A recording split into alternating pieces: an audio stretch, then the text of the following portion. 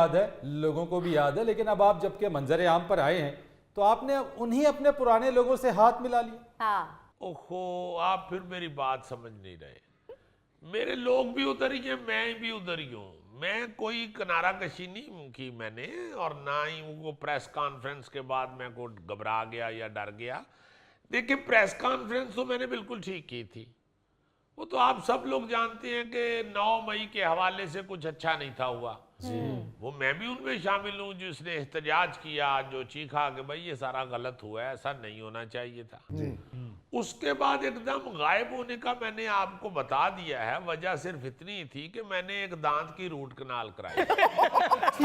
ठीक है, हम समझ रहे हैं आपकी बात को, मगर आपने जो पार्टी ज्वाइन की है उसमें वही सारे लोग हैं जो आपकी पहले वाली पार्टी में। ओहो, मैं रूट कनाल का बता रहा हूँ, आप गलत रूट ले रहे हैं। मुख्तलिफ सियासी जमातों में कभी एक सियासी जमात, कभी दूसरी सियासी जमात, कभी तीसरी सियासी जमात। हाँ। देखिए, सियासत में भी रूट कनाल जरूरी होती है। ये जो छोटे छोटे ऑपरेशन होते हैं ना जी, ये करवा लेने से बंदा बड़े ऑपरेशन से बच जाता है। वैसे फवाद चौधरी साहब, निगरान वजीर आजम काकड़ साहब की हर ट्वीट को आप रीट्वीट करते हैं आजकल, खैर तो है?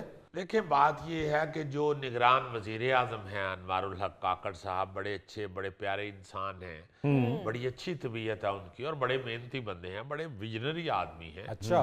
वो मुल्क के लिए भाग दौड़ कर रहे हैं। ये अलहदा बात है कि उनसे ना भाग हो रही है ना दौड़ हो रही है।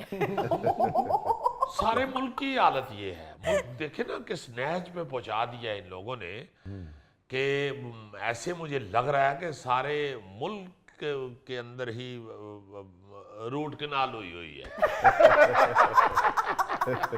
तो फरीद साहब, इस वक्त हालत ही इस तरह की है। जिन्होंने तो माउथ वाश इस्तेमाल कर लिया है वो तो लगे हुए हैं काम करने, बाकी जिनकी रूट कनाल हो गई है वो चुप करके बैठे हुए हैं। वो तो खैर फवाद चौधरी साहब आपकी पार्टी के लिए शायद हुई भी हो, मगर मियां नवाज शरीफ, मुस्लिम लीग नून तो बड़े सियासत में सरगर्म है इस वक्त। देखिए, आप भी सारे समझते हैं कि किस तरह वो आगे जा रहे हैं और किस तरह उनको आगे लाया जा रहा है। मैं तो हैरान हूं किस तरह उनके मुकदमे खत्म हो रहे हैं। ऐसे लगता है कि मुल्क का जो कानून है उसका काफ खत्म हो चुका है और सिर्फ नून ही रह गई हुई है। फवाद साहब, आप ये जो काफ गायब कर रहे हैं, ये काफ लीग वाला है?